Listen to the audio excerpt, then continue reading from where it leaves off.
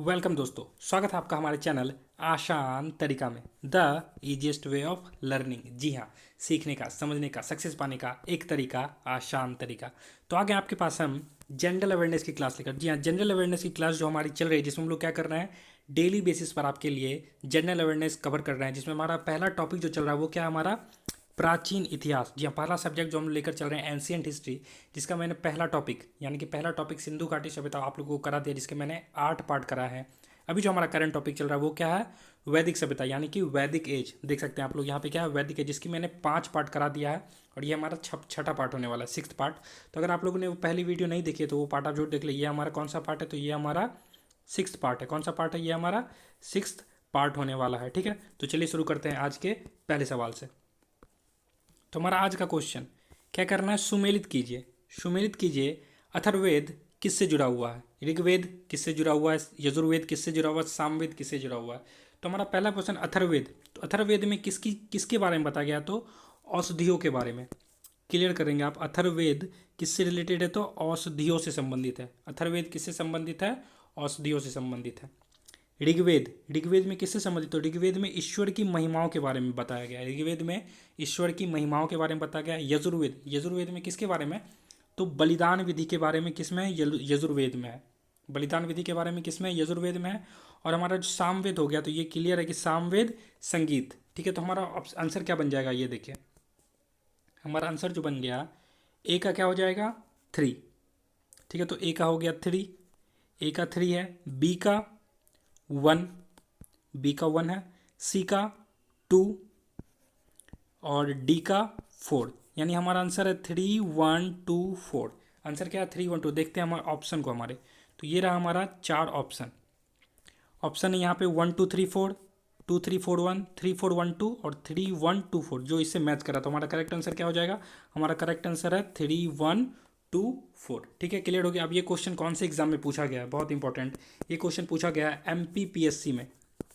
MPPSC, Madhya Pradesh public service commission के exam में ये क्वेश्चन आया गया। तो ये क्वेश्चन बहुत ही इंपॉर्टेंट है और ऐसे क्वेश्चन पूछे जाते हैं ताकि आपको ज़्यादा टाइम लगे इस क्वेश्चन को बनाने में। ठीक है, तो ये question Madhya Pradesh public service commission में पूछा गया। ठीक है, आगे चलता है। तो ये मैंने एक कल भी आपको ये कराया था स्लाइड कि ऋग्वेद के बारे में, तो आप इसको याद कर ले। ठीक है ना, इससे बहुत सारे क्वेश्चन बनते हैं। तो ऋग्वेद का अर्थात मतलब ऋग्वेद का अर्थात क्या होता है, स्थिति और ज्ञान। ठीक है ना, सबसे पहला वेद है जो पद्यात्मक है। ऋग्वेद सबसे पहला वेद है जो क्या पता, इसमें कितने मंडल हैं, 10 मंडल और 1028 सूक्त हैं, जिसमें 11,000 मंत्र हैं। ठीक है ना, इस वेद की 5 शाखाएं हैं, शाकल्प, वास्कल, आश्वल्यान, सांख्यान और मांडुकायन। इसकी 5 शाखाएं। इसमें भौगोलिक स्थिति और देवताओं के आह्वान के मंत्रों के साथ बहुत कुछ है। ठीक है ना, ऋग्वेद की ऋचाओं में देवताओं की प्रार्थना स्थिति और देवलोक की उनकी स्थिति का वर्णन है। ठीक है, ये किसके बारे में हम लोग बात कर लिए, ऋग्वेद के बारे में। अब क्या आता है, यजुर्वेद। यजुर्वेद में क्या है, गतिशील। ठीक है ना, अर्थ क्या होता है, यत का अर्थ होता है गतिशील और जू का अर्थ होता है आकाश। ठीक है, ये क्लियर हो गया। इसके अलावा कर्म, श्रेष्ठ कर्म की प्रेरणा। यजुर्वेद में यज्ञ की विधि और यज्ञों के प्रयोग किए जाने वाले मंत्र है। ये पॉइंट याद रखेंगे आप। यजुर्वेद में क्या है, यज्ञ की विधि और यज्ञ में किए जाने वाले मंत्र हैं। यज्ञ के अलावा तत्वज्ञान का वर्णन है और तत्वज्ञान अर्थात रहस्यमयी ज्ञानों का भी वर्णन किसमें है, तो रहस्यमयी ज्ञान और यज्ञ की विधि और यज्ञ में ये किसमें आता है, तो ये यजुर्वेद में आते हैं। क्लियर हो गया, चलते हैं आगे। हमारा अगला है सामवेद। सामवेद में किसके बारे में, संगीत के बारे में। ठीक है ना, इसके कितने 1824 मंत्र है, जिसमें से 75 मंत्र को छोड़कर शेष सभी मंत्र ऋग्वेद से लिए गए हैं। किससे लिए गए हैं,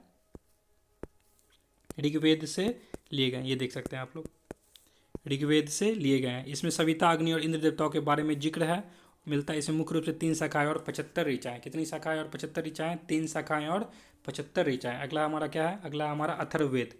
ठीक है ना, अथर्ववेद, अथर्व का अर्थ होता है कंपन और अथर्व का अर्थ होता है अकंपन। से ज्ञान से श्रेष्ठ कर्म को परमात्मा की उपासना में लीन रहता है, वही अकंप बुद्धि को प्राप्त होकर मोक्ष धारण करता है। इस वेद में रहस्यमयी विद्या और जड़ी बूटी, चमत्कार और आयुर्वेद का जिक्र है। याद रखोगे क्या क्या है इसमें, रहस्यमयी विद्या है, जड़ी बूटी, चमत्कार और आयुर्वेद का जिक्र है। किसमें जिक्र है, तो अथर्ववेद में इसका जिक्र है। किसका, रहस्यमयी विद्या और जड़ी बूटी और आयुर्वेदिक आदि का जिक्र है। इसमें 20 अध्याय में 5687 मंत्र है, 8 खंड, जिसमें भेषज वेद और धातु वेद के 2 नाम मिलते हैं। ठीक है, ये क्लियर हो गया। तो ये मैंने इसीलिए जल्दी जल्दी करवा दिया क्योंकि ये मैंने इससे पहले भी कराया, तो आपका एक ये रिवीजन हो गया। ठीक है ना, ऋग्वेद के बारे में, यजुर्वेद के बारे में, सामवेद के बारे में और अथर्ववेद के बारे में। अब चलते हैं हमारे अगले क्वेश्चन की ओर। हमारा अगला क्वेश्चन है, चरक संहिता नामक पुस्तक किस विषय से संबंधित है? चरक संहिता नामक पुस्तक किस विषय से संबंधित है? अर्थशास्त्र, राजनीति से, चिकित्सा से या फिर धर्म से? इसका करेक्ट आंसर क्या हो जाएगा? चिकित्सा से। चरक संहिता किससे संबंधित है? तो चरक संहिता चिकित्सा से संबंधित है। किससे संबंधित है? चिकित्सा से। ये क्वेश्चन कहाँ पूछा गया है? ये क्वेश्चन MPPSC में पूछा गया है, Madhya Pradesh public service commission में ये क्वेश्चन आया हुआ। ठीक है, देखते हैं इसके अब एक्सप्लेनेशन को। तो ये रहा इसका एक्सप्रेशन। आचार्य चरक संहिता निर्माण के साथ साथ जंगल जंगल स्थान घूम घूम कर रोगी व्यक्ति की चिकित्सा सेवा किया करते थे तथा इसी कल्याणकारी कार्य का विचरण कार्य क्रिया के कारण उनका नाम चरक प्रसिद्ध हुआ। उनकी कृति चरक संहिता चिकित्सा जगत का प्रामाणिक प्रौढ़ और महान सैद्धांतिक ग्रंथ। ठीक है ना, ये क्या है? चिकित्सा पे बेस्ड है। किस पे बेस्ड है? चरक संहिता चिकित्सा पे बेस्ड है। चरक संहिता चिकित्सा पे बेस्ड है। ठीक है, चलते हैं हमारे अगले क्वेश्चन की ओर। हमारा अगला क्वेश्चन है, यज्ञ संबंधी विधि विधानों का पता चलता है। यज्ञ संबंधी विधि विधानों का पता चलता है कहाँ पता चलता है? ऋग्वेद से, सामवेद से, ब्राह्मण ग्रंथों से या फिर यजुर्वेद से?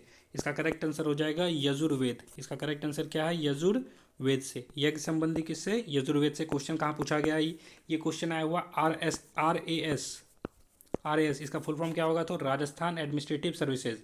जी हाँ, राजस्थान एडमिनिस्ट्रेटिव सर्विसेज में ये पूछा हुआ है कि ये क्वेश्चन की यज्ञ संबंधी विधि विधान का पता हमें किससे चला? तो यजुर्वेद से चला। ठीक है, देखते हैं इसके एक्सप्लेनेशन को। ये देखिए,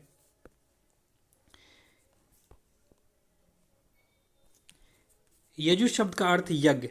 यजुर्वेद मूलतः कर्मकांड ग्रंथ है। इसकी रचना कुरुक्षेत्र में मानी जाती है। यजुर्वेद में आर्यों की धार्मिक और सामाजिक जीवन की झांकी मिलती है। इस ग्रंथ से पता चलता है कि आर्य सप्तशिंग से आगे बढ़ गए थे और प्राकृतिक पूजा के प्रति उदासीन होने लगे थे। यजुर्वेद के मंत्रों का उच्चारण अधर्व्यू नामक पुरोहित करता था।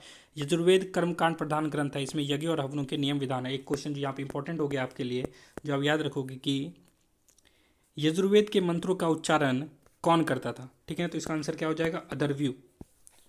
यजुर्वेद के मंत्रों का उच्चारण अधर्व्यू नामक पुरोहित करते थे। ठीक है, ये आप याद रखोगे। ठीक है, चलते हैं हमारे अगले क्वेश्चन की ओर। हमारा अगला क्वेश्चन है, वैदिक युगीन सभा।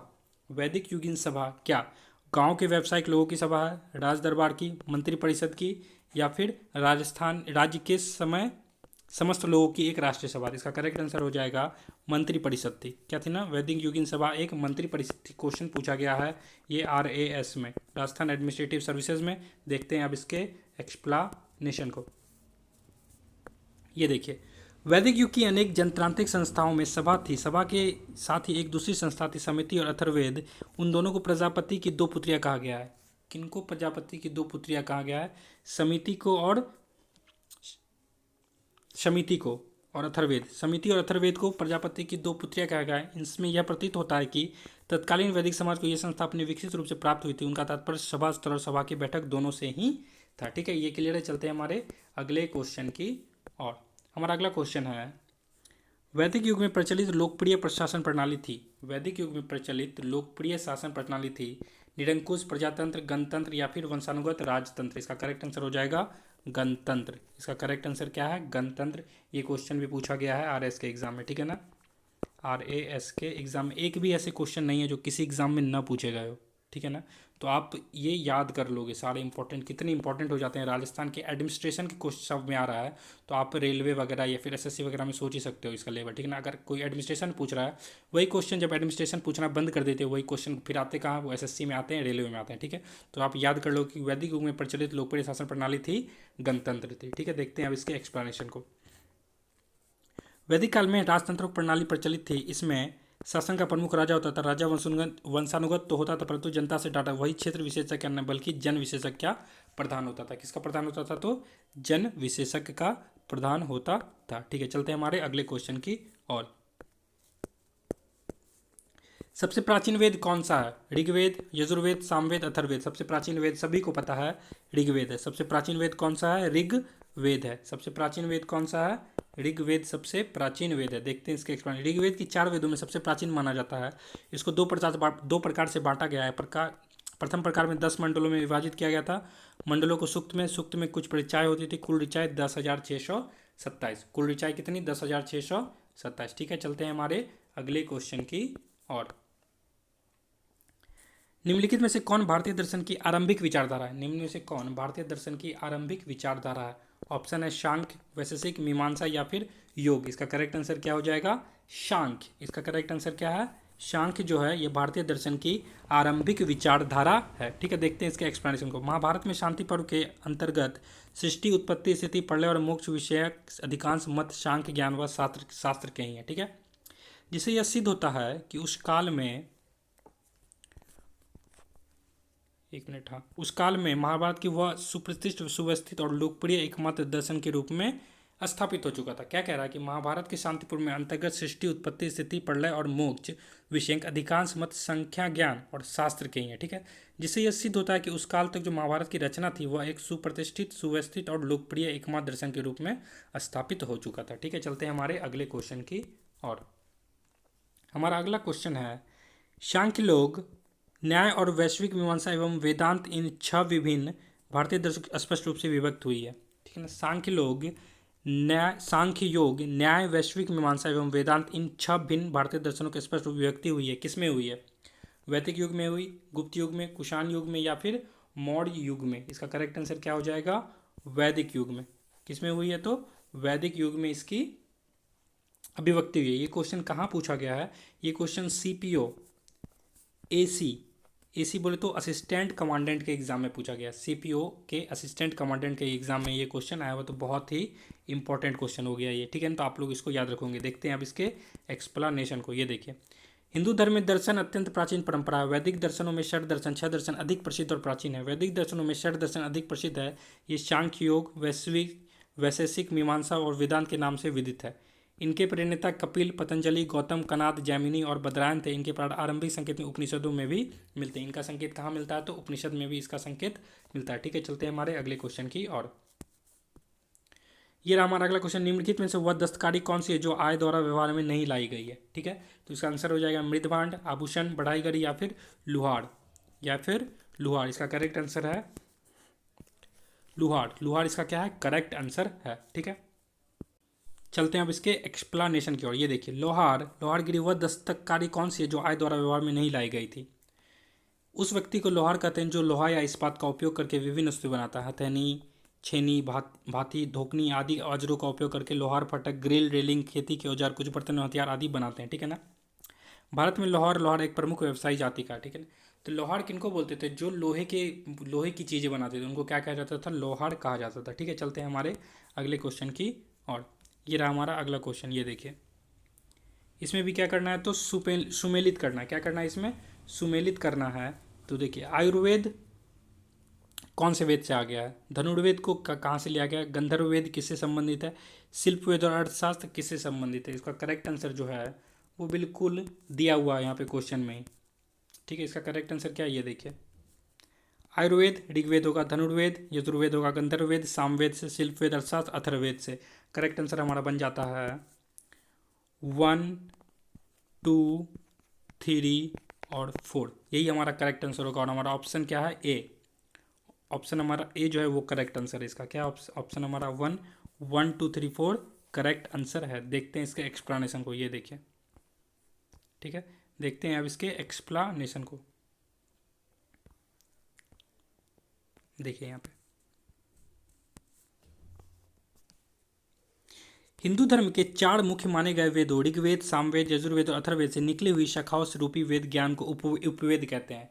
इनकी जो शाखा है, इनका जो ब्रांच है उसको क्या कहा जाता है? उपवेद कहता है। ये तो वेद हो गए, वेद की जो शाखा है उनको उपवेद कहते हैं।